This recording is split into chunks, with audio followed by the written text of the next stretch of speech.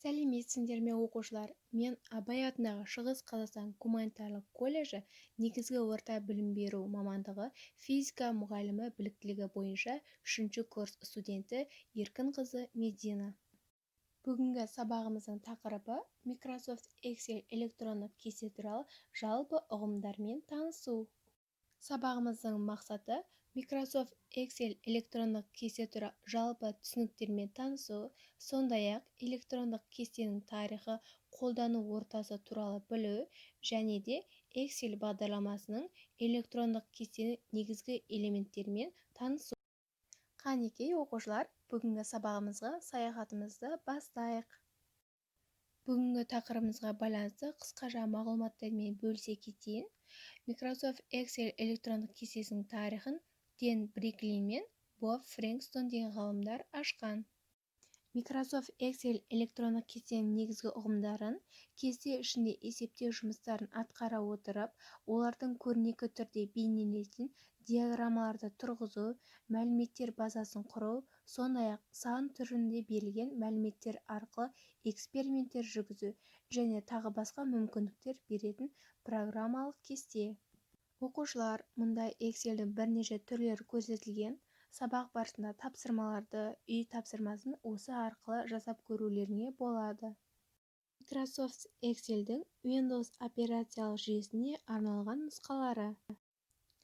Бұл мағлұматты оқушылар көбіміз білмейтін шығармыз, алайда осы Microsoft Excel'ді біз қарапайым өмірде де қолдана аламыз.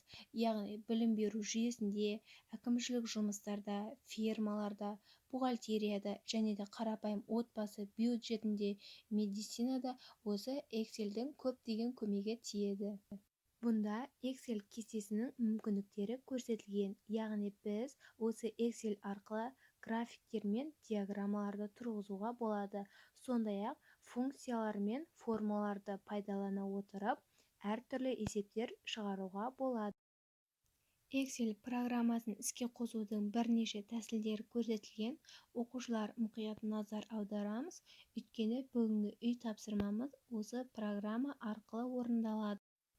Оқушылар, бұл кестеде Excel программасы арқылы жаңа құжатты жасау үшін, сондай-ақ бұрыннан бар құжатты қалай ашу керектігі түсіндірілген. Қанекей балалар, бүгінгі тақырып бойынша қысқаша тапсырма орындайық. Бұл Venn диаграмма деп аталады.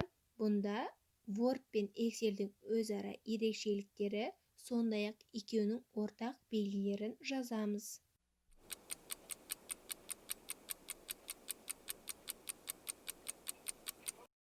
Оқушылар, бүгінгі сабағымызға саяхатымыз аяқталды.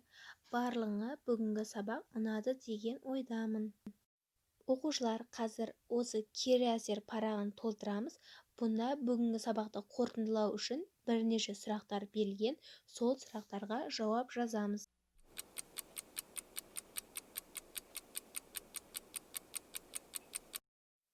Үй тапсырмасы. Microsoft Excel электрондық кесте туралы жалпы мағлұматтар жинақтап келу. Бүгінгі сабаққа белсенді қатысқандарың үшін көп рахмет.